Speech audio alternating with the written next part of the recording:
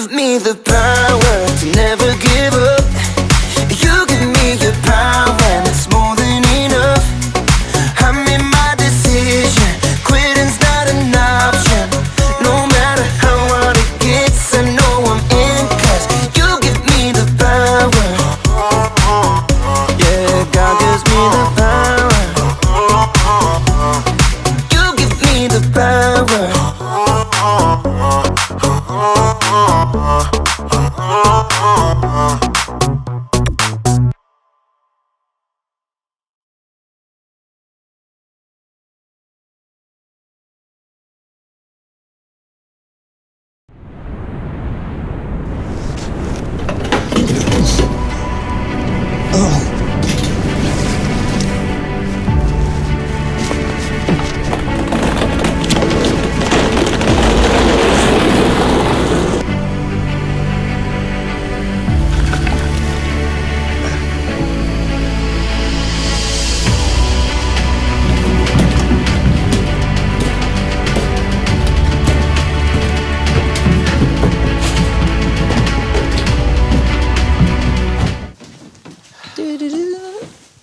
Brandon, what are you doing?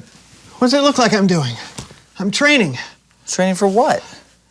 For the stair contest. You said that we were going to be doing a stair contest today, so I was, training, climbing the stairs. Brandon, I said we were going to be doing a staring contest. Staring, like with your eyes.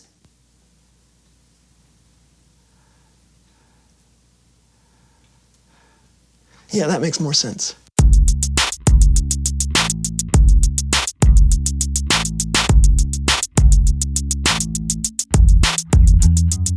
I'm Lawson. And I'm Brandon, and welcome to the So-and-So Show. Hey, can I ask you a question, Lawson? You just did. Can I ask you another question, Lawson? You just did. Stop that. You just Stop did. it. Just did. Just did. Ask your question. Okay. When you think of having grit and toughness, what do you think of? Beef jerky. Okay, I'll give you that, okay. Anything else come to mind? Ooh, my Aunt Lulu. She was a tree logger, toughest person I've ever met. A tree fell on her once, and she just caught it. All right. Nothing else? Sandpaper. Cowboys. Oh yeah, cowboys. That's what I meant to say right after, like, my Aunt Lulu, and then there's beef jerky, and then I was gonna say cowboys, and then a little bit after that, there's sandpaper. Great. Please welcome someone who knows stuff.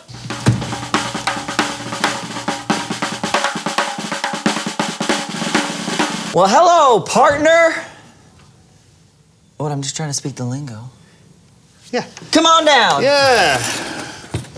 Please tell us who you are and what you know. Well, my name is Duke Canyon, and I'm a professional cowboy. A real cowboy. Wow, I've never met one before. Why don't you just tell us all the things you have to do, please? Well, you got to get up at sunrise before the cattle call, and the hours are long, but it's a thankless job. Someone's got to do it. We may be in the background, but we are important. You know what I mean.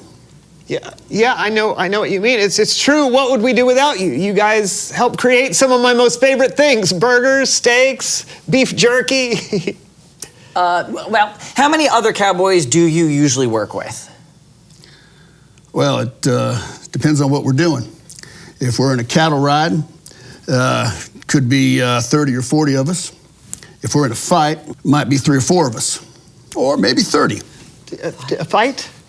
Yeah. Well, heck, we could be pushed off a cliff, pushed over a wagon, dragged through a river, or even dragged behind a horse. It's all part of the job. What? Yeah. Last year, I was over 50 fights. Yeah. I've had bottles broke over my head. I've had chairs broke over my back.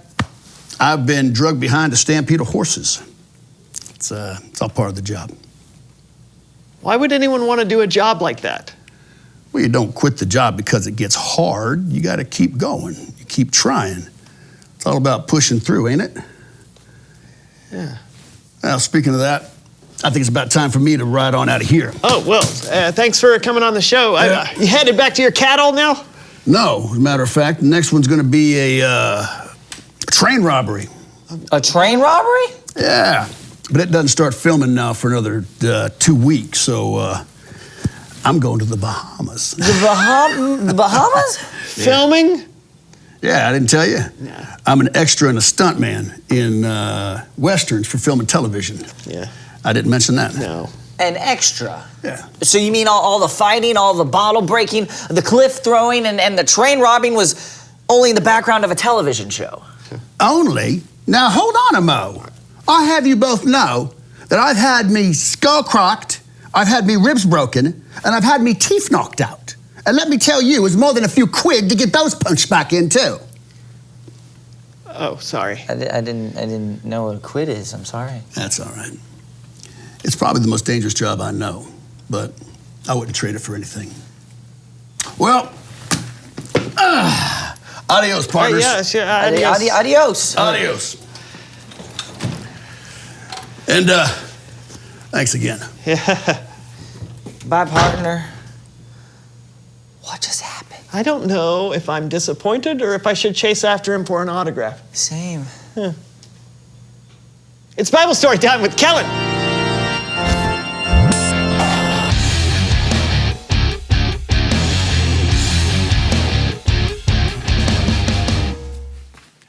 Hey guys, listen, unfortunately something has come up and I can't be with you all today, but don't worry, everything's fine. And I don't want to leave you all high and dry. So I asked my good friend Cameron and he's going to take over for me today. All right? Take it away, Cameron. Hey guys, you know, I think I've seen that cowboy in a show or two. Really? I'd say that dude's got grit, no matter what his job is. No doubt. You got a Bible story for us? I do. It's about someone who I think has even more grit than a cowboy. Oh, and I'm gonna need your help for this story. No problem. It's time for Human Head Puppet Theater. Our story starts with Moses. Let my people go. No, we haven't gotten there yet. Oh. You shall not pass. We're not there yet either. Actually, we're not telling that part. Just hang on. All right, fine. Moses' people, the Israelites, were enslaved by the Egyptian king, Pharaoh. Moses had grown up in the Egyptian palace after being rescued by Pharaoh's daughter. Our story today starts when Moses was around 80 years old. He had long since left Egypt and was living way out in the middle of nowhere. One day, while Moses was out tending his flock of sheep, he came upon something unbelievable. Look! A bush! But this was no ordinary bush because it was on fire and it wasn't burning up. It's on fire! And it isn't burning up! All of a sudden, a voice called to Moses from the fire. Moses, I am the God of Abraham, Isaac, and Jacob. I have seen my people suffer in Egypt, so I have come down to save them and bring them to a good land. Okay, God, that seems like a swell idea. See ya. I am sending you to Pharaoh to bring the Israelites out of Egypt. Whoa. Me? But what if no one believes that you sent me? Throw your staff on the ground. Right?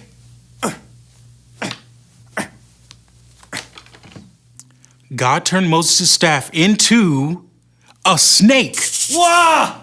And then back into a staff. Well, that was weird. It was cool, but it was weird. I'm still a little nervous about going back to Egypt. You see, Moses didn't feel like he was the greatest public speaker or the right person for the job and wished God would send someone else. But God knew Moses had it in him, so God promised to help Moses communicate with Pharaoh. Moses' brother, Aaron, would help. God would speak to Moses. Moses would tell Aaron what God said, and Aaron would relay God's message. Before long, Aaron and Moses went to Pharaoh. The Lord said, "Let my people go." The Lord? Who is this you speak of, and why should I care what he says? And why is it so hot in the desert? Oh, you know what? I am not going to let your people go. Instead, I'm going to make the Israelites have to work even harder. Man, I'm a good Pharaoh.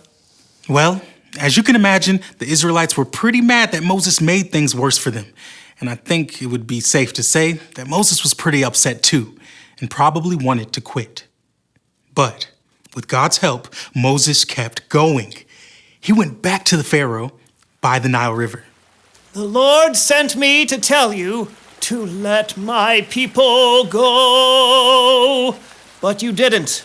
So this is how you'll know that God ain't playing. I will strike this water with my staff, and the river will turn to blood. Yeah.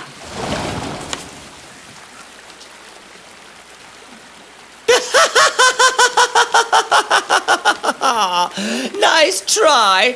Even David Copperstream could do that. The Israelites are going nowhere. Pharaoh was stubborn, but Moses kept going.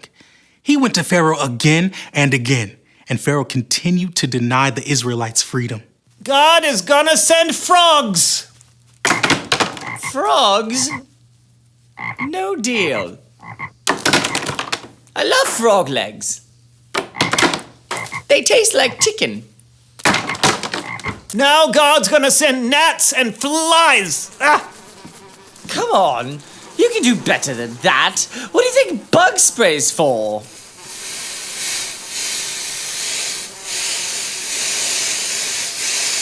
Now all the cows are gonna die. You're gonna get terrible sores. There will be hailstorms.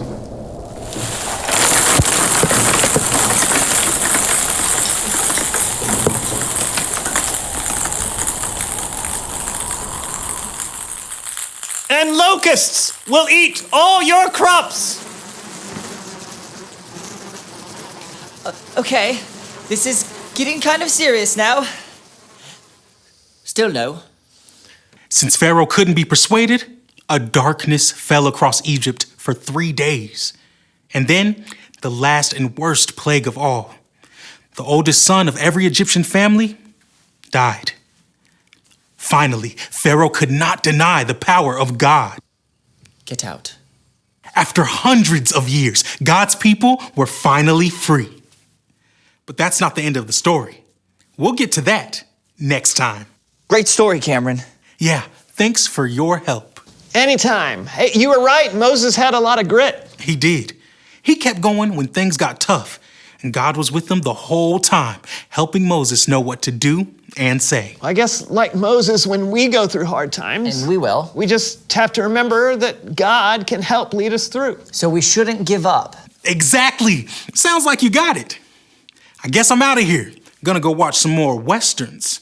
Adios. Did you know Cameron spoke Spanish? I did. Reveal the question. When have you been through a hard time? Wow, this could be a lot of things. You could be having a hard time at school with someone picking on you, or maybe someone close to you has died. Yeah, or maybe you're having to deal with the consequences of a choice you made that may not have been very wise. Whatever it is, you're not alone. God knows what you're going through and doesn't want you to give up. That's right. Man, we've been through a lot today, Lawson. That's true.